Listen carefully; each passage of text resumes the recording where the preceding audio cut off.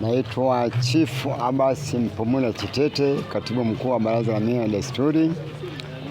Namfahamu Mheshimiwa Jenista Mhagama kwanza akiwa mjumbe na Mheshimiwa mbunge wa viti maalum. Mimi nilikuwa kamati ya siasa na nikiwa mwenyekiti wa umoja wa vijana wa wilaya. Kwenye mila, sisi baraza tulikubaliana na mawazo yake kwenda kumsimika umalikia kule Mpitimbi. Kwa hiyo alikuwa karibu sana na Baraza la Mila na Desturi. Lakini pia babake Mzee Jokim alikuwa mweka hazina wa Baraza la Mila na Desturi, mimi nikiwa katibu wake. Kwa hiyo mama Jenista, kwa historia ya baba, siku amezaliwa palikuwa na mvua na siku ya leo mmeona mvua kama hiyo. Kwa hiyo hiyo ni mila.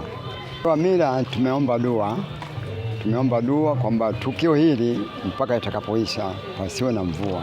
Hata wazee wa zamani kuna tuambia tukio lolote lile, likiwa msiba, harusi, wazee wa mila tukiomba dua, tukiwakumbuka wale mzimu, mvua inasimama.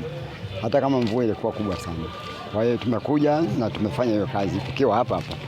Kwa tuhakikishia hali ya hewa mpaka tukio inaisha haitafungua kabisa. Mvua katika tukio hili mpaka tutakapomaliza, tumeendelea kuizuia hiyo kwa siku nzima ya leo na kesho tutaendelea kuizuia.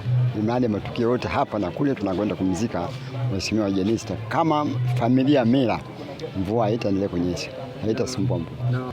Licha ya kuishi naye kwa upendo, alikuwa mcheshi, alikuwa mpenda kazi na mshauri mzuri kama mwalimu, lakini pia tumechukulia kama kizazi alichotoka kwenye mila.